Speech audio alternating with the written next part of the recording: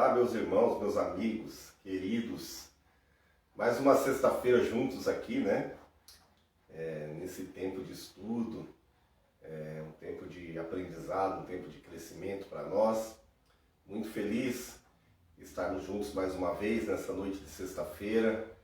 Agradeço a Deus pela tua vida, pela tua companhia e que seja um tempo de edificação para nós, né? Você pode convidar alguém para estar junto, você pode compartilhar, enfim, faça aquilo que está no teu coração, que possa ser instrumento, canal de bênção para outras pessoas, amém? A gente está numa série de estudos no livro do Apocalipse e hoje a gente vai continuar falando das 7 taças da ira de Deus, né? A sétima trombeta e a sétima trombeta e as 7 taças da ira de Deus. Na última sexta-feira, a gente parou na sexta trombeta, né? E ali falava da matança de 1/3 dos homens, ainda naquela série de juízos parciais de Deus, né? Que ainda era mais uma advertência do que uma consumação de juízo, né? É uma mistura de juízo e misericórdia, tudo ao mesmo tempo, né? E aí a gente na semana passada, parando na sexta trombeta, falamos desse intervalo que tem entre a sexta e a sétima trombeta, esse interlúdio aí, né? Nesse intervalo, João vê um anjo forte com um livrinho na mão, né?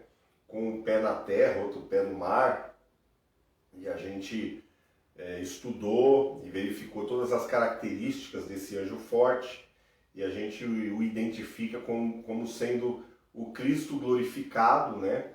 Com a sua palavra na mão, com um pé na terra, outro no mar, isso num sentido, num simbolismo de posse, de governo, de domínio sobre tudo, reivindicando a propriedade de todo o universo, de toda a criação. E João é persuadido a comer o livrinho, né, que estava na mão desse anjo forte, né? E num primeiro momento lhe era doce ao paladar, mas quando ele engolia, né, se tornava amargo, né? Isso fala da palavra de Deus, né? Que tem que ser interiorizada em nós. Então ela chega para nós como uma boa nova, e ela é doce, desejável, agradável, e quando ela se interioriza em nós, a gente começa então a sentir o amargo, né? As aflições, o restinho das aflições de Cristo a gente passa a viver, a experimentar também. Então João aqui persuadido, né? Encorajado a comer o livrinho, e essa persuasão, esse encorajamento diz respeito a toda a igreja, né? Todos nós devemos remoer a palavra, comer a palavra, mesmo porque senão ela não vai se interiorizar na gente, né? E se a palavra não for encarnada, ela para nada serve, não é? Também ainda dentro desse intervalo, desse interlúdio, João, ele vê o tabernáculo de Deus, né? E a gente já viu aqui que, embora haja todo um simbolismo, né?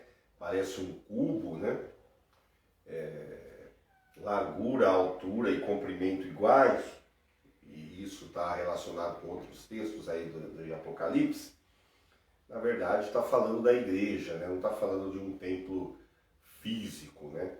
A gente vai ver mais adiante que a igreja é o próprio templo, é o próprio tabernáculo, né? Onde as portas são representadas pelos apóstolos, os muros pelos filhos de Jacó, né? Pelas 12 tribos. Então, na verdade, o tabernáculo é a igreja, tá? Também, dentro desse simbolismo, logo após ele vê a figura, né? De 2 testemunhas, aqui descritas pela atuação, pelas características da atuação dessas 2 testemunhas que vão trazer a palavra e juízo, né, para aqueles que não aceitarem essa palavra, é sempre identificado como Elias e Moisés, né? Mas na verdade também aqui está se referindo a toda a igreja, não é a personalidade, dois personagens que vão testemunhar, não, isso é uma característica, uma figura de linguagem que explica como a igreja prega o evangelho. Os discípulos são comissionados a irem, por Jesus inclusive, para irem de dois em dois, né? Estou falando da igreja. Então, essas duas testemunhas por algum tempo vão pregar, né? Também não é em sentido literal o tempo ali no capítulo 11, né? Que é onde a gente estava, no livro de Apocalipse. Então, eles vão incomodar, né, os habitantes da terra, os ímpios, os impenitentes, e eles vão ser mortos, né? E vão ressuscitar e ascender aos céus à vista de todo o mundo. Então aqui tem uma característica do arrebatamento. Essas duas testemunhas, na verdade, representam a igreja, os mártires, aqueles que estarão aqui sofrendo e têm sofrido ao longo da história. Seremos arrebatados, recebidos nas nuvens, mas o arrebatamento é visível, como já disse para vocês. Em outra oportunidade nós vamos tratar só deste grande evento e tão esperado evento, a esperança da igreja, né? O arrebatamento para com o Senhor nos ares. Então o arrebatamento, embora iminente, não sabemos quando, ele é visível, né? O arrebatamento secreto não encontra respaldo escriturístico, não. E então, quando se dá o arrebatamento da igreja, aqui na figura das duas testemunhas que ascendem ao céu, a gente já está, na verdade, na sétima trombeta. É ao ouvir da sétima trombeta, ou como o apóstolo Paulo diz, ao soar da última trombeta. A última trombeta é a sétima, né? Há quem faz uma ilação aí com a festa das trombetas, e os 99 toques divididos em 3 séries de 33 e um último toque, o 100º toque prolongado, mas isso não encontra harmonia, embora possa acontecer o arrebatamento na festa das trombetas, o que eu não duvido, porque é uma festa profética. Na verdade, a última trombeta que Paulo se refere, que tem respaldo e consonância bíblica em outros livros aqui e dentro de toda a Escritura, é a sétima trombeta, tá bom, pessoal? Que é a que nós vamos estudar hoje. E lembrando sempre que a sétima trombeta não é um evento, né? Começa com um toque e se prolonga por dias, como nós já vimos e vamos reiterar aqui. Então, começa-se então a sétima trombeta com um anúncio de vitória, né? Então a gente sai do capítulo 11, eu vou pular todos os capítulos aí, 12, 13, 14, a gente vai deixar para uma outra oportunidade, e a gente vai estar hoje falando então da sétima trombeta, que é o capítulo de número 15, né? Mas ainda, antes da gente entrar no capítulo número 15, a gente parou na sexta trombeta, no capítulo 11, a gente parou no versículo de número 14. Então a gente vai continuar no versículo de número 15, rapidamente, antes de ir para as trombetas. Então diz assim, ó, o anúncio de vitória, né? O céu vai irromper com voz de exaltação a Cristo, no versículo 15, ao tocar da sétima trombeta, ou quando o sétimo anjo toca a sua trombeta. Está lá em Apocalipse 11:15, que diz assim: e o sétimo anjo tocou a sua trombeta, e houve no céu grandes vozes que diziam: os reinos do mundo vieram a ser de nosso Senhor e do seu Cristo, e ele reinará para todo sempre. Se na abertura das trombetas, entre o sexto selo e o sétimo selo, onde o sétimo selo são as 7 trombetas, houve um silêncio no céu, agora entre a sexta trombeta e a sétima, há barulho, né? Não há silêncio, né? Aqui agora a sétima trombeta está anunciando a parousia, né? Como a gente diz, que é a irrupção total da glória de Deus, né? E o triunfo final da igreja. Esse barulho, né? Essa festa que acontece no céu, se deve à chegada da noiva na casa do Pai, né? Da igreja. Então os céus, eles prorrompem em gritos de alegria, exaltação ao noivo da igreja, que é o que a gente leu, né? A exaltação é o noivo. Lembrando, né, que a sétima trombeta, assim quando que ela tocar e a igreja for daqui tirada, aponta para o fim de todo tipo de oportunidade. A porta da salvação já estará fechada, a gente vai ver logo mais aqui. Também não é a sétima trombeta, não é um dia, um evento, mas dias, né, conforme a gente já leu no capítulo 10, versículo 7. Visto que nesse período, que são dias, irão acontecer 7 flagelos, ou o derramar de 7 taças da ira de Deus, ok? Então a gente ainda no capítulo 11, versículo 15, percebe que a narrativa que esse intervalo, entre a sexta e a sétima trombeta, ele é quebrado por grande festa, grande exultação no céu. E o que se exalta, o que se grita, o que se canta, é a vitória, o reino vitorioso e eterno de Deus, do seu Cristo, proclamado pela igreja, pelos anjos, né? Então a gente, como leu aqui, fala que os reinos do mundo vieram a ser de nosso Senhor Jesus Cristo. Embora Cristo já reine sobre tudo e todos, esse reino não é manifesto, né? Parece que a gente, olhando com os nossos olhos naturais, parece que ainda Satanás tem grande vantagem e governa de maneira suprema a terra, né, em sua totalidade, né?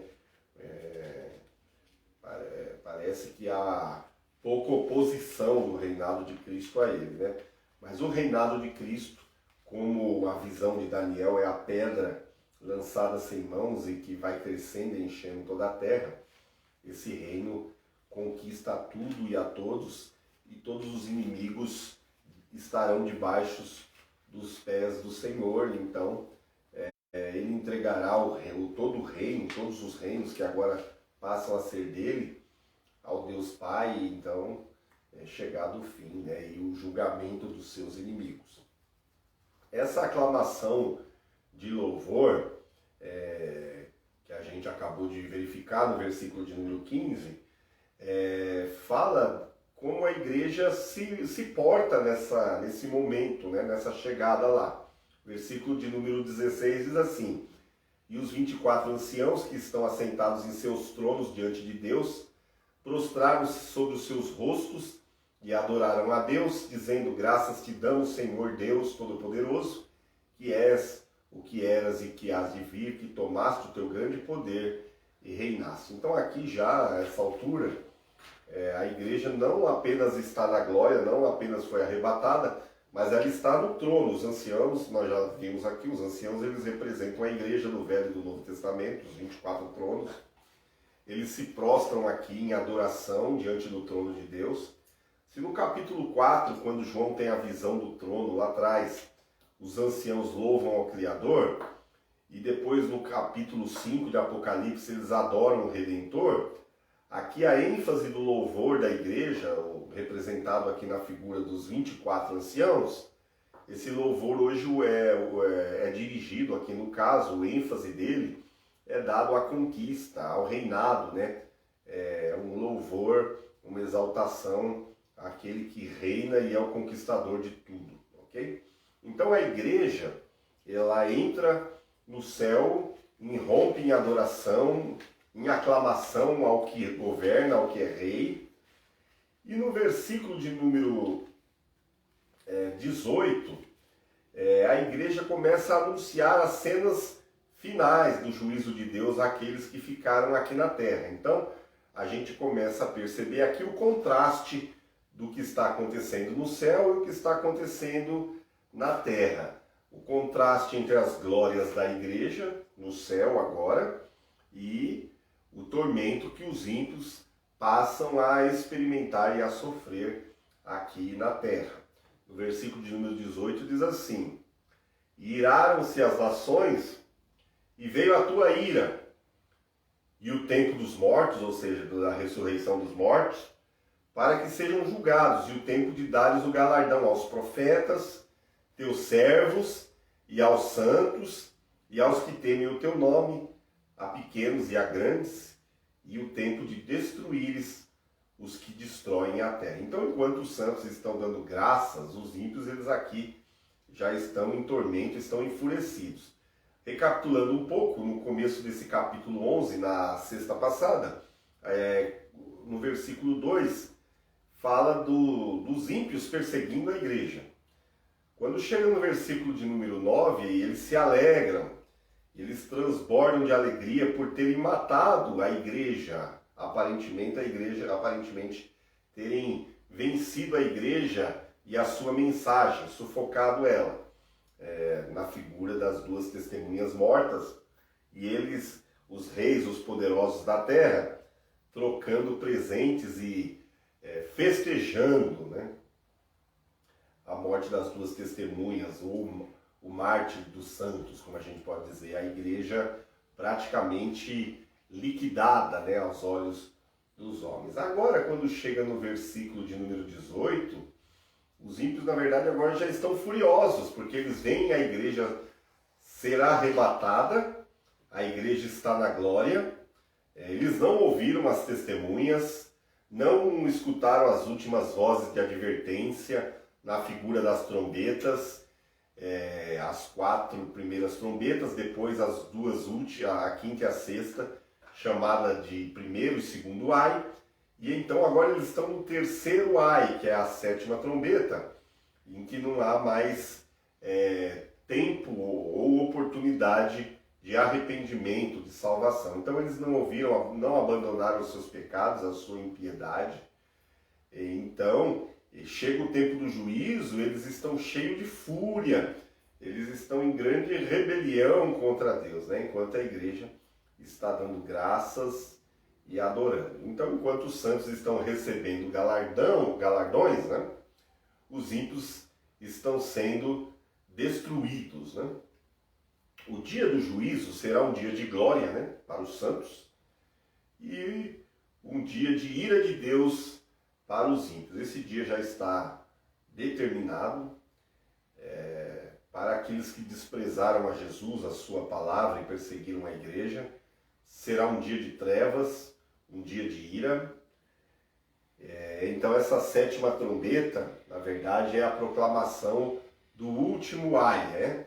Isso representa, na verdade, que as chances de apelação acabaram, não tem mais, né, nenhuma chance.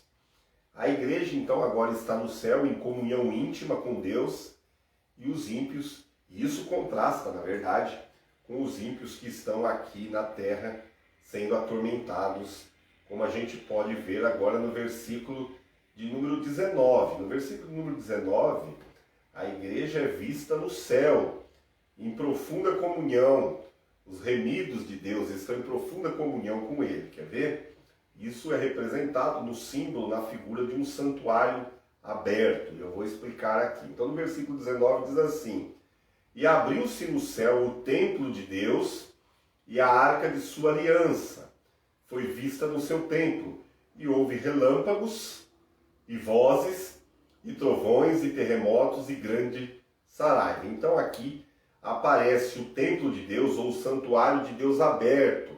Então não há nada encoberto ou escondido, né? A arca é o lugar do encontro com Deus. Então aqui é vista a arca no céu, era o lugar onde se encontrava com Deus na velha aliança. E eu lembro vocês, quero reiterar, que para a gente interpretar o livro do Apocalipse, a gente tem que estar profundamente conectado com as figuras do Velho Testamento, que elas vão dar norte para aquilo que a gente está interpretando aqui.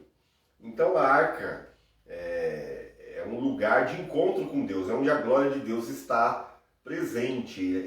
Ela é, na verdade, um símbolo da comunhão, né, íntima, perfeita, superlativa entre Deus e o seu povo. Então aqui se cumpre Apocalipse 21:3, lá na frente, que diz assim: eis o tabernáculo de Deus com os homens, Deus mesmo habitará com eles. Ou Apocalipse, nesse mesmo capítulo 21, né, versículo 22, que diz assim: nela não vi santuário, porque o santuário é o Senhor e o Deus Todo-Poderoso e o Cordeiro. Como eu disse para vocês, o livro de Apocalipse é dividido em 7 sessões de paralelismo progressivo, a linguagem. Então, o mesmo período é narrado de diversas maneiras, mas é sempre o mesmo período. Então, quando a gente fala de um período de 7 selos, depois de 7 trombetas, e agora está falando de 7 taças, na verdade está se referindo sempre ao mesmo período, que contempla passado, presente e futuro. Não esqueça essa visão futurista, tá bom? Muitas das coisas que a gente está falando tem acontecido ao longo da história, tá bom? É bem verdade que quando vai chegando as últimas taças aqui, existe uma intensificação de eventos mais para o final da história do que em outros tempos idos aí da igreja, ok? Então, o santuário aberto no céu aqui é visto, na verdade o que se está vendo aqui é a igreja, em profunda comunhão, a arca com Deus, os remidos em profunda comunhão com Deus. E aí fala que nesse mesmo tempo que a igreja está nessa comunhão maravilhosa e gloriosa no céu, houve-se relâmpagos, vozes, trovões, terremotos e grande saraiva. Isso se refere aos juízos de Deus que concomitantemente estarão acontecendo na terra sobre os homens ímpios, aqueles que desprezaram a palavra e a salvação. Então os santos agora, os salvos, estão diante do trono da graça de Deus, desfrutando de todas as bênçãos da aliança da graça, em toda a sua doçura, em toda a sua beleza, enquanto que os ímpios têm como a arca como um símbolo de ira, né? E não de graça, como a gente pode ver. Considerando isso e a gente fazendo uma rápida reflexão e trazendo para nós hoje, de tudo que eu falei desde que a gente começou aqui essa conversa, a gente precisa saber se a gente é santuário, como a gente viu na sexta passada, ou se a gente é um ato exterior, aquilo que não é medido, se a gente é uma testemunha ou é amante do mundo, né? Como estaremos e onde estaremos quando a 7ª trombeta tocar, né? Se nós estaremos no santuário de Deus aberto, em profunda comunhão com Ele, ou atormentados pelos flagelos que serão lançados e derramados sobre o mundo, né?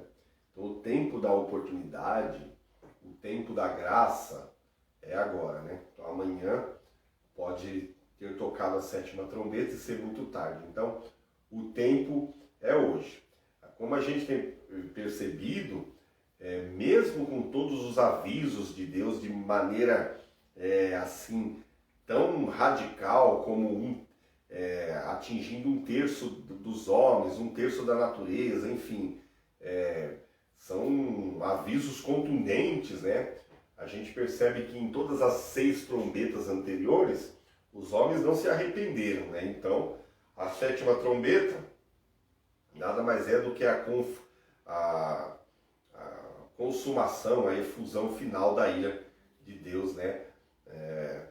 Que a gente aqui chama de 7 flagelos ou 7 taças últimas, né? Quando essas taças começam a ser derramadas, já não há mais nenhuma oportunidade para esses ímpios de coração endurecido. Então, eles serão alcançados pela morte, inevitavelmente, a ira de Deus será sobre eles.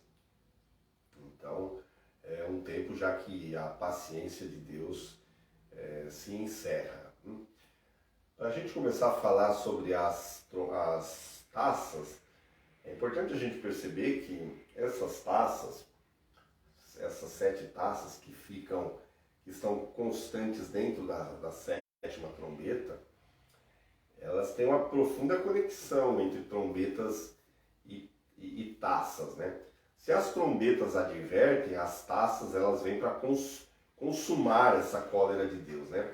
Através de toda a história, se a gente buscar e pesquisar um pouquinho, ao longo da história da igreja, do mundo, essa ordem se manifesta repetidas vezes, né? Antes de Deus decretar juízo sobre alguém, sobre uma nação, ao longo da história, Deus sempre trouxe avisos, né? Sempre as trombetas são tocadas antes de qualquer taça derramada, né? Isso é importante. Então aqui a gente percebe que as trombetas advertiram, né? Advertem, e as taças são derramadas. Então os impenitentes, esses que aceitaram ou receberam a marca da besta, a gente vai falar em outra oportunidade, e esses que adoram o dragão, eles que são dominados por duas bestas, né? E pela Babilônia, a grande prostituta, a grande meretriz, as trombetas vieram como aviso, mas eles não se arrependeram. Então o objeto dessa ira de Deus, representado nas taças, é sobre esse povo aí. Se nas trombetas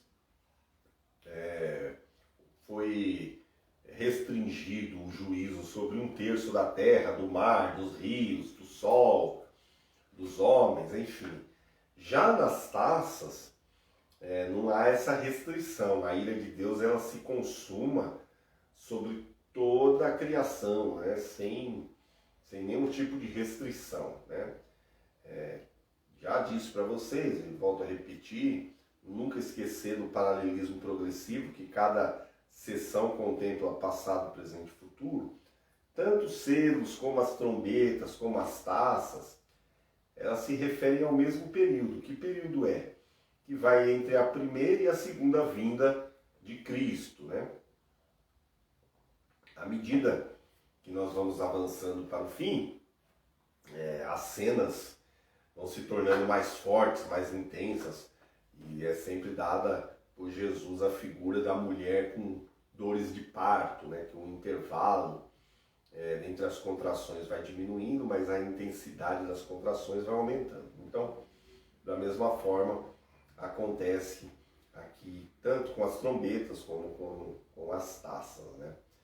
Importante observar que tanto as trombetas como as taças, aqui nessas sessões, elas sempre terminam com uma cena de juízo, né?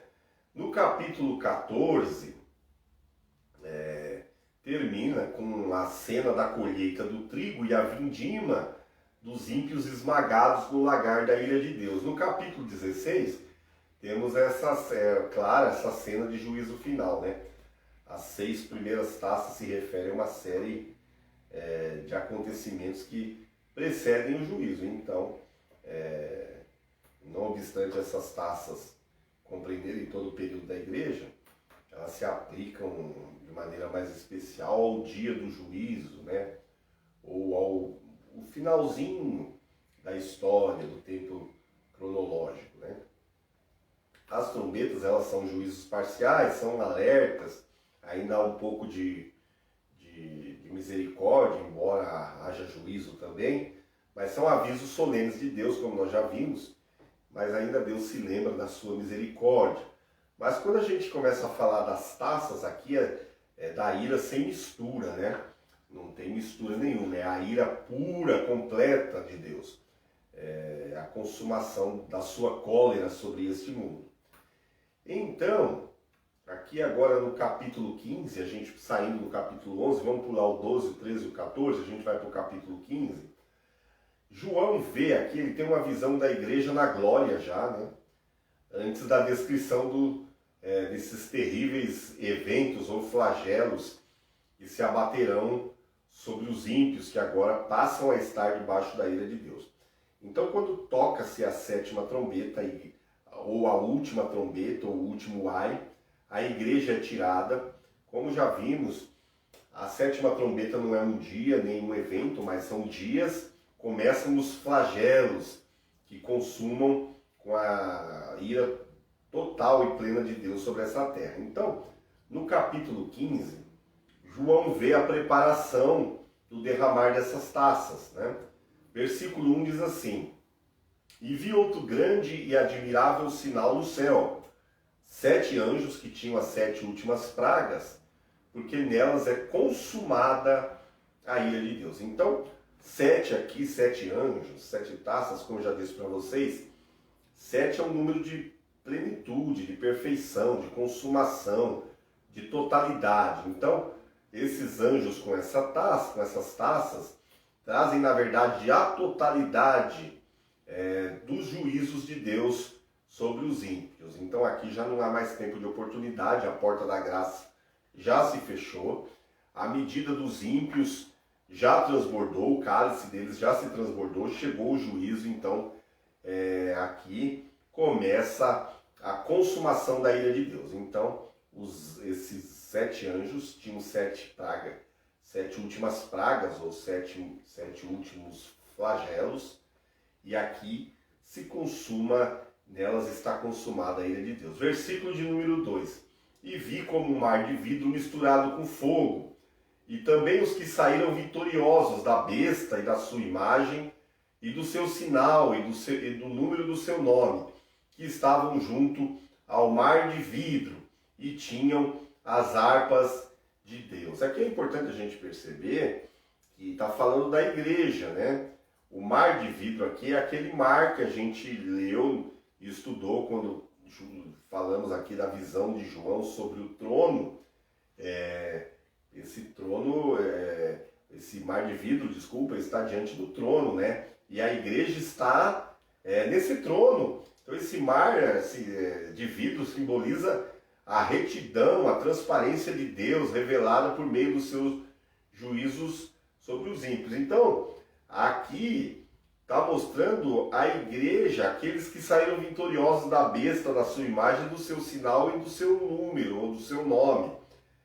Isso significa dizer que a igreja, durante a história da igreja, esse sinal, essa marca da besta, está presente. A igreja não está isento de passar por esse período. O que vai diferenciar a igreja dos demais, e essa marca, o sinal, o símbolo, é um símbolo de adoração.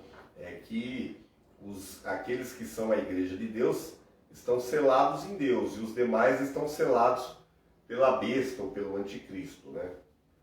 Como já disse para vocês em outra oportunidade, isso não é literal, na verdade, isso é uma figura metafórica, né?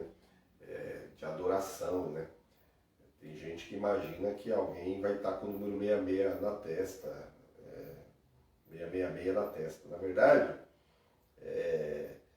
você não pode interpretar isso na literalidade da letra, como a gente está vendo desde o início. O livro de Apocalipse é altamente simbólico, né? Então, quem são os selados de Deus? É aqueles que receberam o Espírito Santo.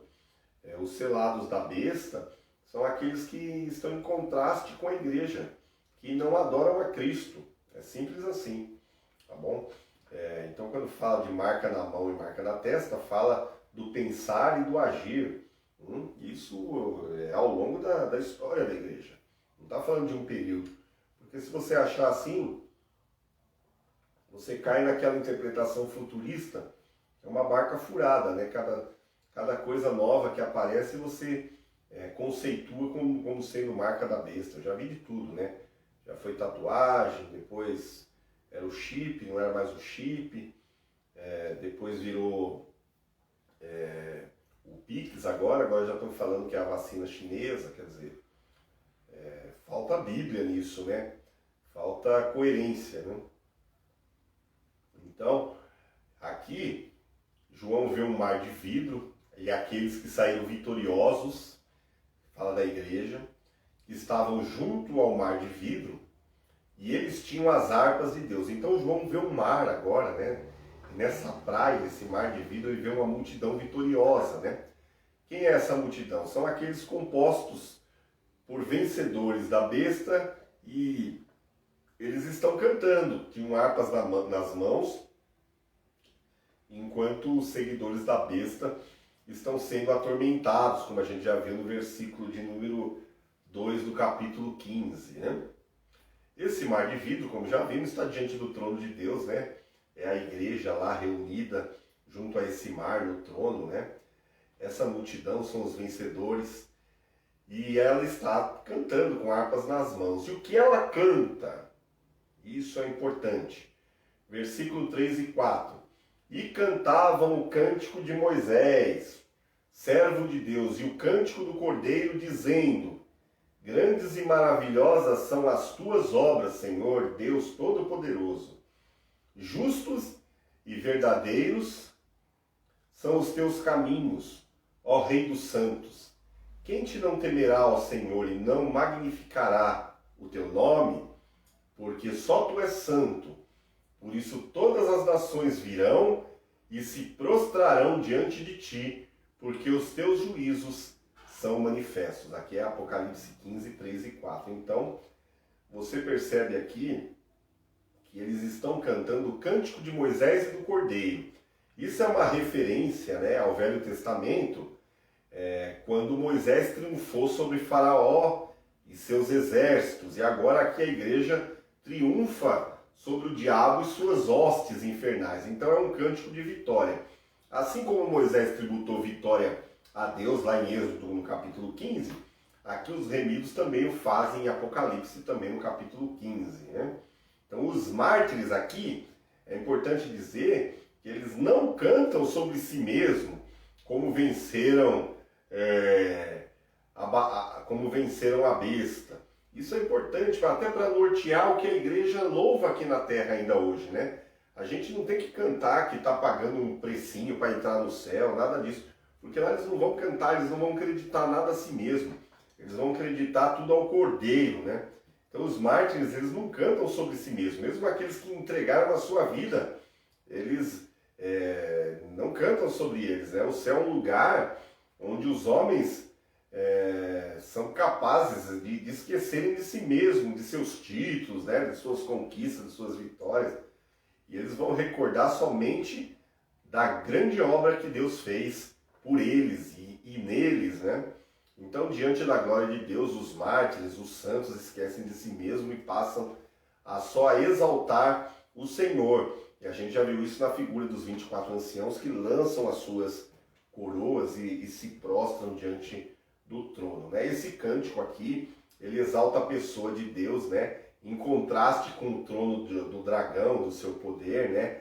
Que é o trono universal da besta.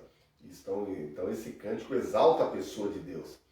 O diabo, ele parece ser poderoso, mas a gente percebe que Deus é o Todo-Poderoso, é muito mais poderoso, né? Só ele recebe exaltação para todos sempre. Enfim, o Rei das Nações não é a besta, né? Mas é o Senhor poderoso. Então agora a pergunta que eles cantam é: quem não temerá e não glorificará o teu nome? Essa pergunta, ela vem como resposta à pergunta daqueles que se assombram com o poder da besta, esse homem, esse sistema. Porque eles perguntam assim: quem é como a besta? Né? É uma coisa incrível, absurda.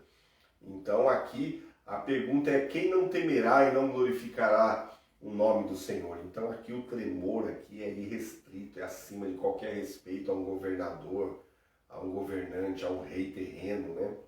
Então eles cantam esse domínio, essa glória e também a santidade de Deus, né? Que é singular e atrai as nações, como a gente percebe aqui, ó. Porque tu és santo, por isso todas as nações virão e se prostrarão diante de ti, porque os teus juízos são manifestos. Então a santidade de Deus atrai todas as nações. Também esse cântico exalta as obras de Deus, né? Fala que elas são admiráveis, exalta os atos de justiça de Deus que se fazem manifesto, exalta os caminhos de Deus, né? As suas ações, os seus caminhos, a forma dele agir é justa, é verdadeira. É disso que se trata esse cântico. Também exalta esse triunfo final de Deus, né, sobre todas as coisas. Por isso que diz que todas as nações virão e adorarão diante dele. Então, é disso que trata o cântico celestial. E então, no versículo 5 e 6 desse capítulo, começam a sair então as 7 taças, ou os 7 flagelos, e eles saem diretamente do santuário de Deus. Isso é importante, tá? Versículo 5 do capítulo 15 e versículo 6 diz assim: E depois disso olhei, e eis que o templo do tabernáculo do testemunho se abriu no céu. Versículo 6. E os 7 anjos que tinham as 7 pragas saíram do templo, vestidos de linho e resplandecente, e cingidos com cintos de ouro pelos peitos. Né? Então o santuário aqui que está falando é o lugar da habitação de Deus com o seu povo, é o lugar santíssimo, onde ficava a arca com as tábuas da lei. Então significa que esses anjos agora saem do lugar onde ficava a lei de Deus para cumpri-la sobre aqueles que foram impenitentes, né? Sai para demonstrar, mediante a vingança divina, que nenhum homem, ninguém, nenhuma nação pode desafiar a lei, a vontade de Deus e ficar impune, né? Então eles vão sofrer o castigo dessa lei. Então aqui o santuário, na verdade, representa, simboliza a morada de Deus, o céu. E esses anjos, eles vêm da presença de Deus e servem a Deus quando derramam os juízos, né? Os cálices de ouro que os anjos trazem aqui estão cheios da ira de Deus, né? Versículo 7 diz assim: E um dos 4 animais deu aos 7 anjos 7 taças de ouro, cheias da ira de Deus que vive para todo sempre. Então, essas taças estão cheias da ira e vão atingir todo mundo, o mundo inteiro, a terra, o mar, os rios, né? Os astros, os homens, o ar, né? Ninguém vai poder se esconder da ira de Deus, ninguém vai poder se esconder desse Deus irado, né? E esse dia será de trevas, né? Não de luz. Os homens desmaiarão de terror, ninguém vai poder se desviar, escapar desse juízo, né? Aqui a gente já não percebe que são só catástrofes naturais, né? E nem os anjos maus que estão afligindo ou atormentando os ímpios, como a gente viu até a 5ª e a 6ª trombeta. Aqui, na 7ª trombeta, a gente percebe que essa ira vem do trono de Deus, é o próprio Deus irado, colocando os recursos do seu trono em execução, para executar essa ira, né? Os anjos aqui do juízo, eles saem do santuário, né, cheio, e no versículo 8 fala que esse santuário está cheio de fumaça. Vamos ler direitinho lá, versículo 8. E o templo encheu-se com a fumaça da glória de Deus e do seu poder, e ninguém podia entrar no templo até que se consumassem as 7 pragas dos 7 anjos. Aqui está falando que a graça fechou. O templo agora está coberto de fumaça, está inacessível. Também é uma figura do Velho Testamento. Quando o tabernáculo ficou pronto no deserto, e a glória de Deus encheu esse tabernáculo, né, nem Moisés pôde entrar. Quando mais à frente Salomão consagra o templo a Deus e a glória de Deus enche esse templo, diz que nem Salomão, nem os sacerdotes, ninguém podia entrar. Então, quando se irrompe o juízo, as 7 taças, os 7 anjos saem da presença de Deus, ali já não há mais oportunidade de ninguém se chegar a Deus para a comunhão. O tabernáculo está fechado, né? Então, quando fala que está cheio de fumaça, na verdade está dizendo que ele está inacessível. A glória de Deus agora se torna inacessível para qualquer outra pessoa que já não tenha feito parte do arrebatamento, né? Então, a ideia do tabernáculo cheio de fumaça sugere basicamente 2 coisas. É que os propósitos de Deus, eles são obscuros para os homens, né? Ninguém pode entender, ninguém pode penetrar, eles são inescrutáveis, né? Esses planos.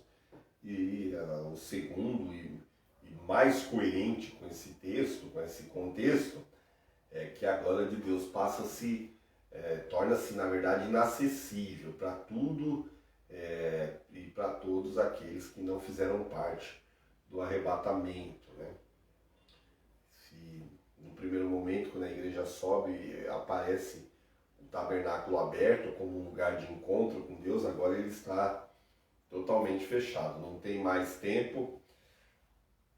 O serviço de intercessão no tabernáculo acabou, Jesus não intercede mais, agora ele é juiz. Chegou a hora final, né?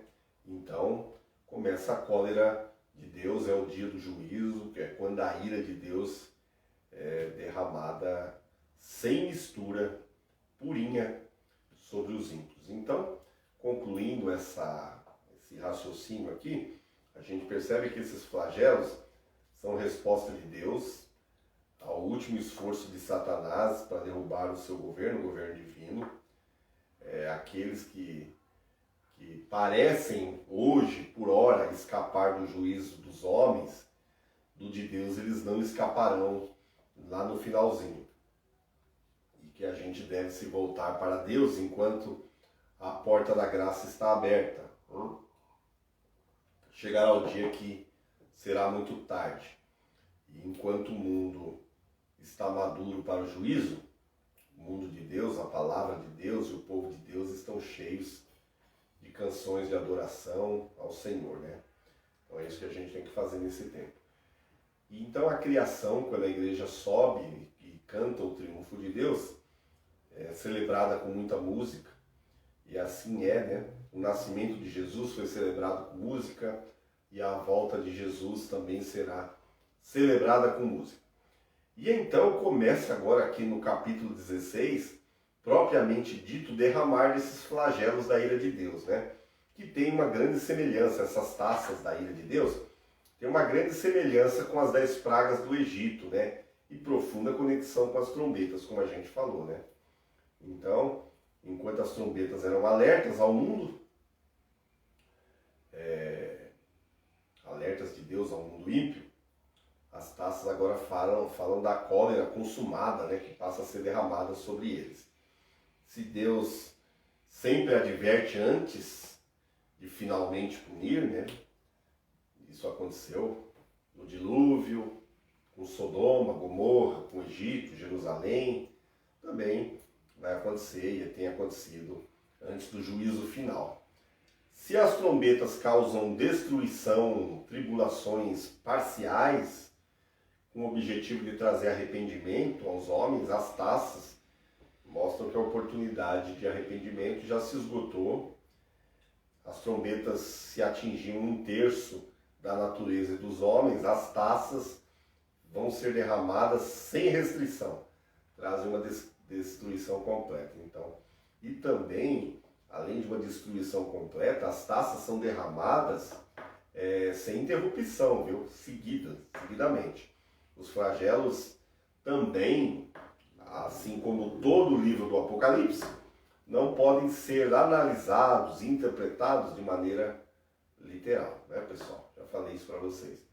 Eles, na verdade, descrevem o total desamparo dos ímpios no juízo, né, quando a igreja está no céu, junto ao trono. Então, a ceifa, ela precede a vindima. Né?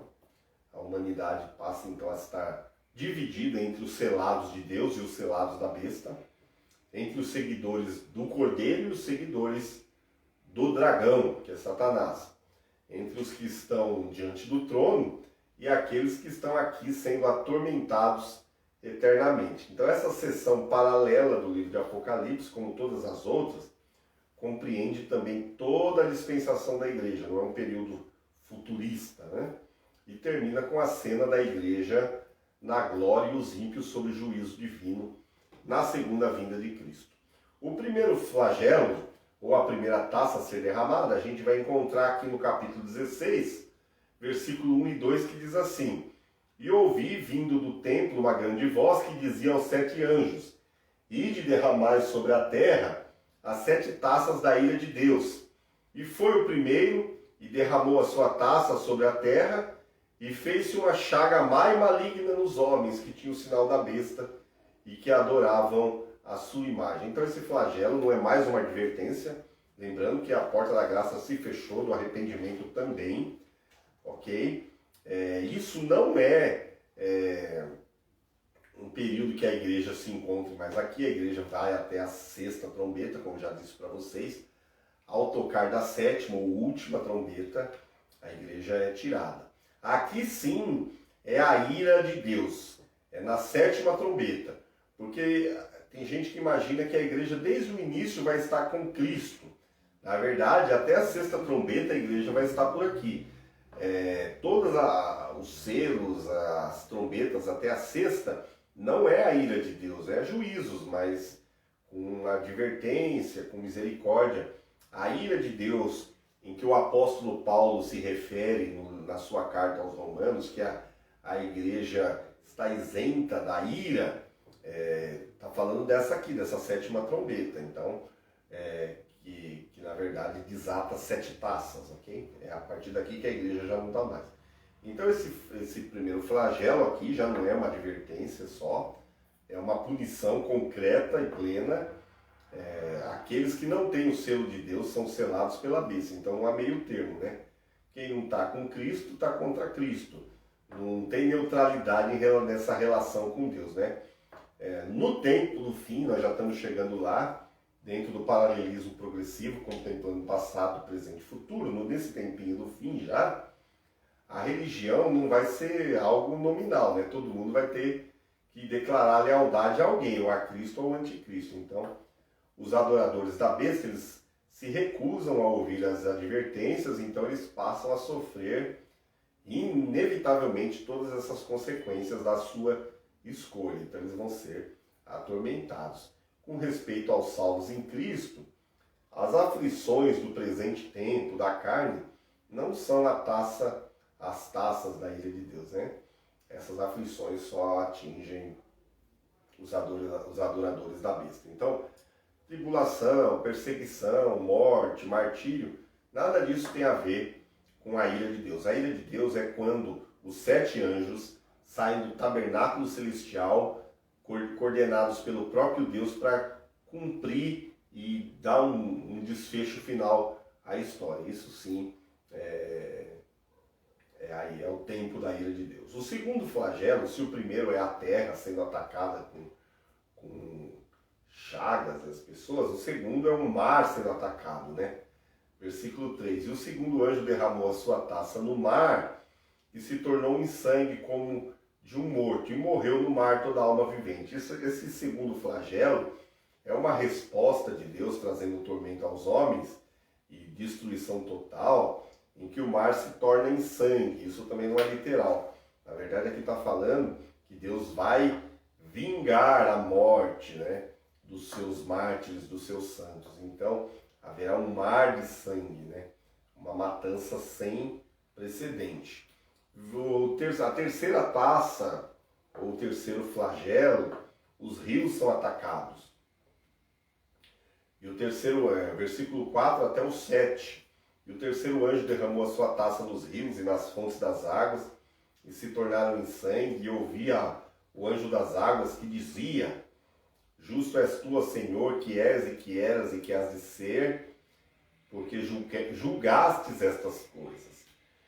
De julgamento, visto como derramaram o sangue dos santos e dos profetas, também tu lhes deste o sangue a beber, porque disto são merecedores.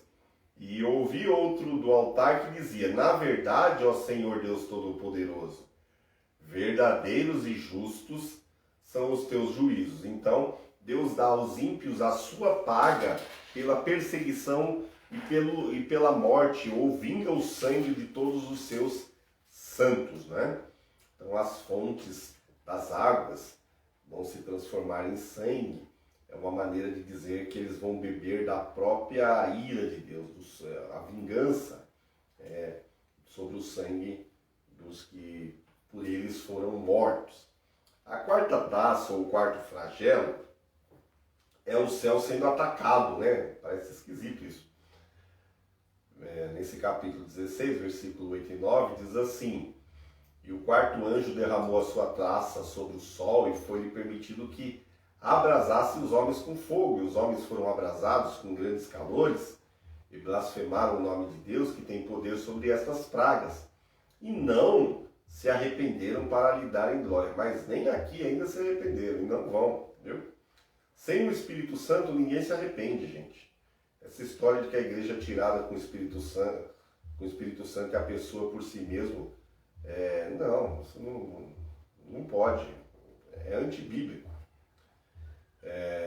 Então eles não se arrependem. Então os pecadores, mesmo com o sol escurecendo, eles vão ser punidos, abrasados, né, pelo calor.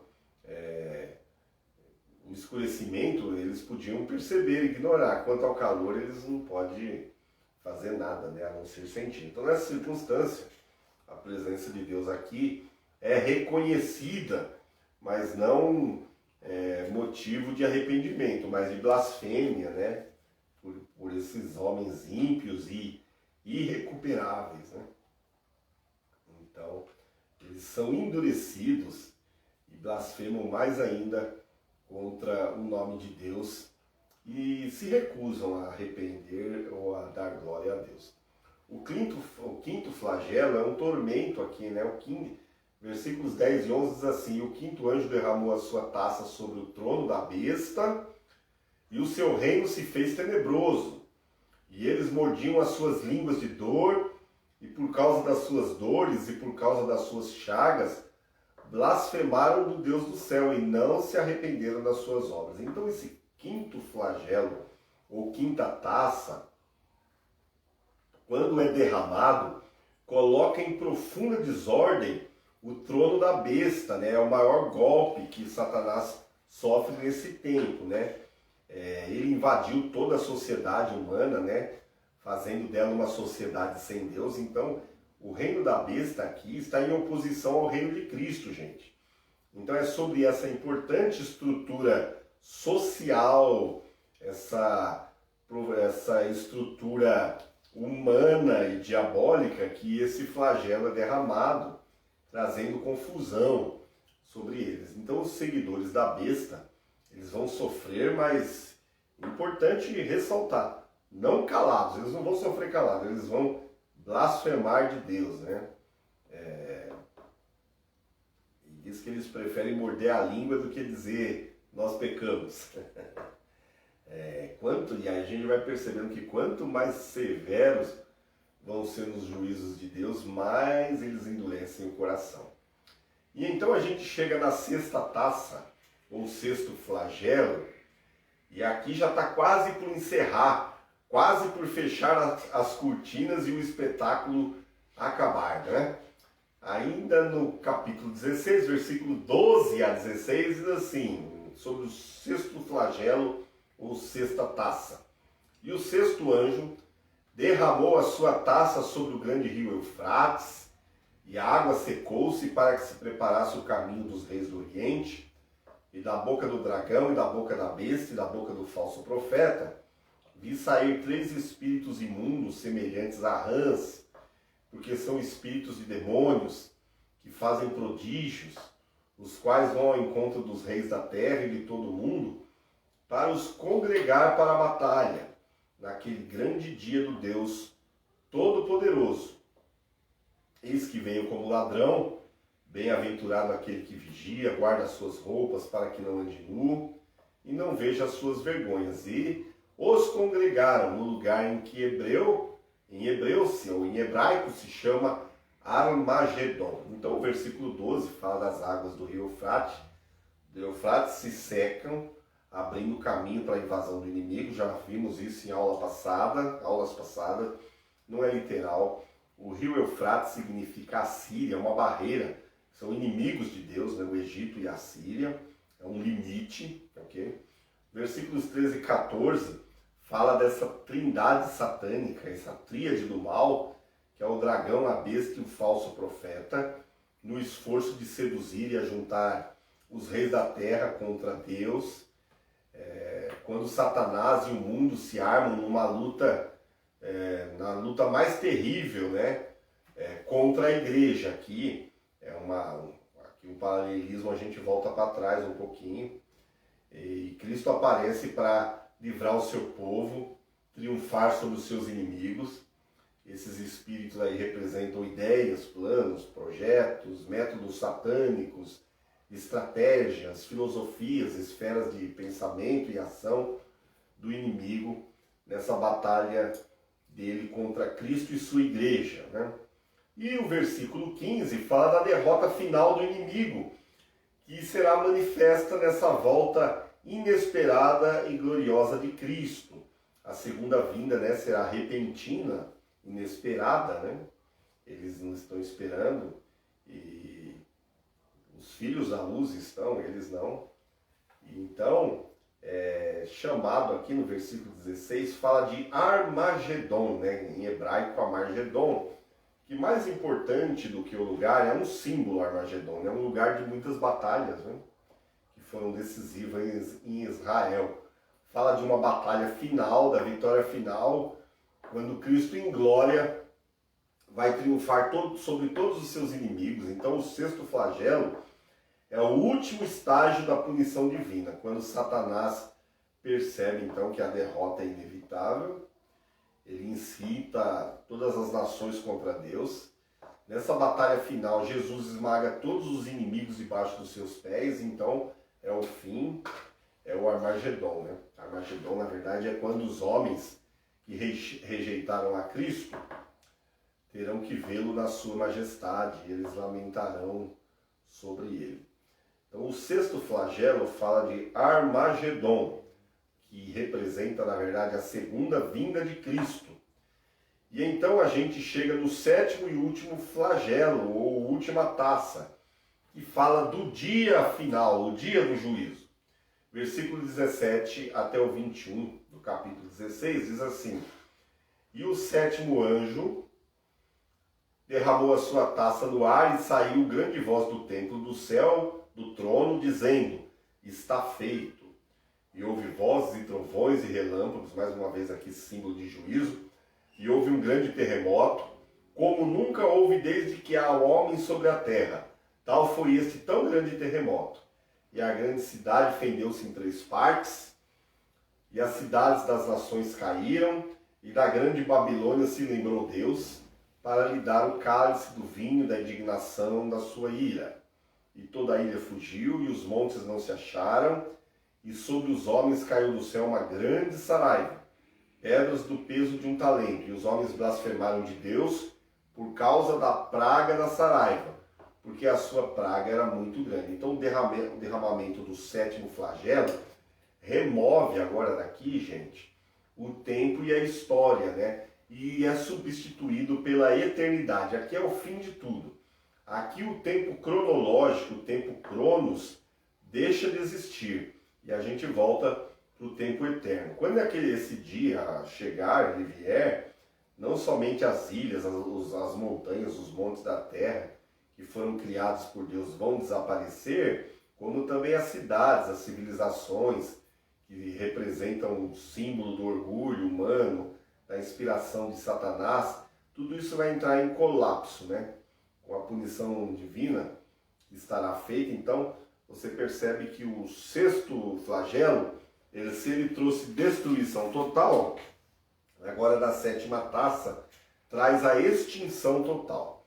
Concluindo a nossa aula de hoje, terminando, a gente percebe então que ao final da sétima taça, termina-se a história cronológica, a história da criação, e a gente volta para o tempo eterno, com a vitória de Cristo completa, final e esmagadora sobre Satanás, sobre o trono do dragão, o reinado da besta, tudo aquilo que para nós hoje parece invencível, né? Todos os reinos do mundo cairão, todos os inimigos serão vencidos, a igreja triunfará, Cristo em glória, virá em glória, e a história fecha suas cortinas, assim podemos dizer, e o fim é chegado, onde Deus diz: está feito. Ok? Eu gosto dessa expressão, porque ela é a mesma expressão de Jesus quando entrega o seu Espírito na cruz e completa a sua obra pela minha e pela tua vida. Ele diz tetelestai, ou seja, está feito. E aqui, quando fecha-se as cortinas do palco da história, Deus diz a mesma coisa. Uma voz sai do trono de Deus e diz, está feito. Né? Então, é maravilhoso isso aí.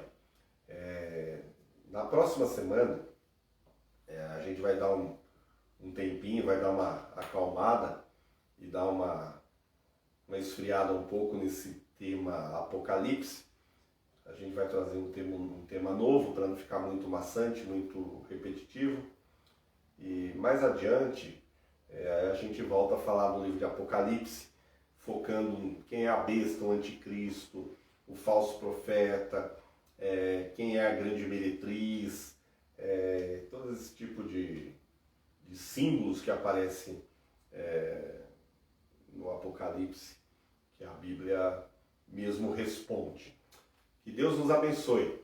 Eu quero te agradecer por estar com a gente até agora, por esse tempo de estudo, de reflexão, de busca pela palavra de Deus, que é uma fonte inesgotável de conhecimento, de sabedoria e de vida. E que você tenha uma noite abençoada. Obrigado por estar com a gente até agora. Deixe o seu comentário, participe, viu? Para nós é muito honroso, é muito prazeroso ter vocês com a gente, na companhia de vocês, toda sexta-feira. Que Deus em Cristo te abençoe e que você possa estar preparado para esse grande dia. Que nós possamos, nesse tempo presente, ouvir o Espírito que fala à igreja.